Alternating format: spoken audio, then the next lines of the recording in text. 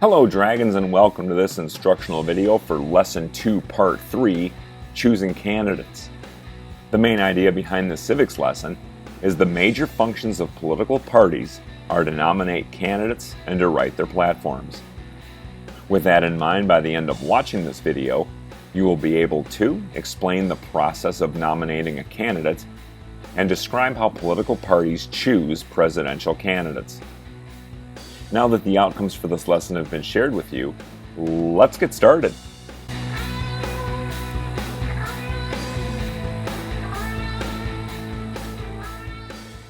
The most important role of political parties is selecting or nominating the candidates who will run for office. Taking a look at the nominating process for candidates in general and for presidential candidates in particular is a good way to see parties in action. Suppose you want to run for office. The first step is to declare that you intend to run or throw your hat in the ring. After that, the nominating process ranges from simple to complex, depending on the office. The simplest way to become a candidate is self-nomination, which means declaring that you are running for office. Self-nomination is still possible for many local offices.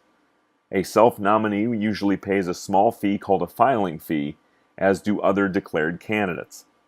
Another type of self-nominated candidate is a write-in candidate, one who asks voters to write his or her name on the ballot.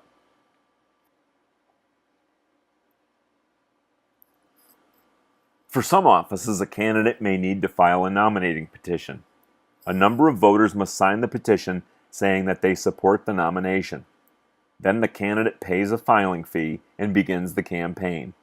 For other offices, candidates are chosen by delegates at party meetings called conventions. Parties hold local, state, and national conventions. A few states select candidates or choose delegates to conventions at a caucus. A caucus is a meeting of party leaders to discuss issues or choose candidates.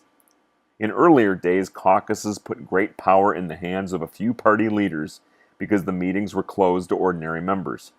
Today, a few state and local caucuses are still held, but they are very different. Most caucuses are open meetings today. Most candidates for state and federal office are now chosen in a direct primary. A direct primary is an election in which members of a political party choose candidates to run for office in the name of the party. The candidate with the most votes is then that party's nominee for the general election.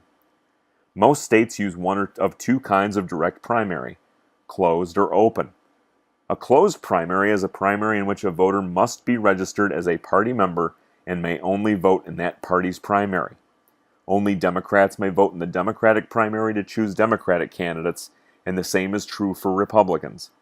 Voters registered as independent cannot vote in a closed primary. An open primary is a primary in which voters do not need to declare a party before voting, but may vote in only one party's primary.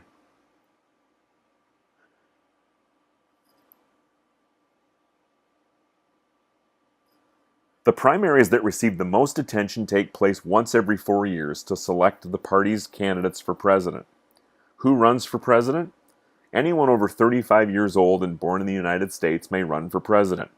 In fact, however, a candidate needs to be well known, to have experience in government, and to be able to raise enough money for the campaign. Most presidential candidates from the major parties have held office before seeking the nomination for president. Since World War II, 80% of Republicans and Democratic candidates for president have been senators or governors. Also, since 1900, every president who has wanted to run for re-election has gained his party's nomination. In the presidential primaries, candidates raise much of their money from individuals. Federal laws, however, say that individuals may give only $2,800 to each candidate per election. Once candidates have raised at least $5,000 in each of 20 states, they can receive an equal amount from the federal government, up to a total of almost $31 million. Delegates to the national nominating conventions are chosen in one of two ways: through a presidential preference primary election or through a statewide caucus or convention process. Each state has different rules for choosing delegates. In a preference primary, voters show which candidate they prefer by voting either for the candidate themselves or the delegates who support that candidate. In most primary states, delegates must promise to support a certain candidate at the national convention. In states without primaries, delegates are chosen by caucus or state convention. In January or February of a presidential election year, candidates traditionally begin the race in New Hampshire, a primary state, and Iowa, a caucus state. How well a candidate does in these early tests will affect his or her ability to raise money and attract voters in later primaries and caucuses. As the process continues, some candidates drop out and others gain strength.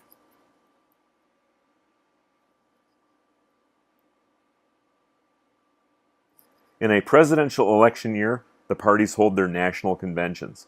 Perhaps you have watched one on television.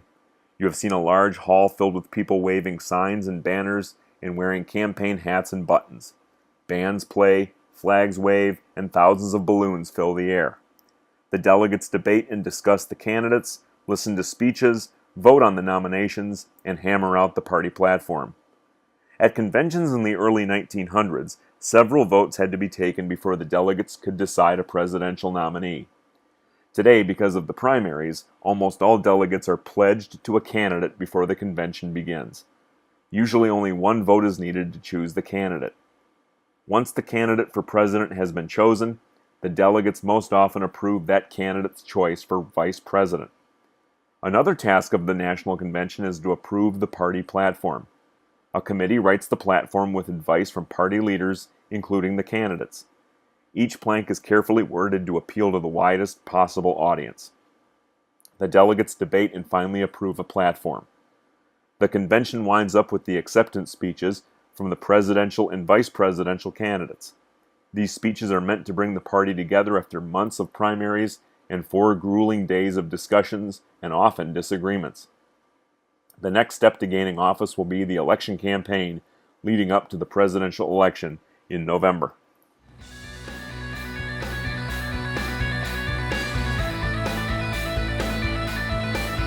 So that's the way it is with Lesson 2, Part 3, Choosing Candidates.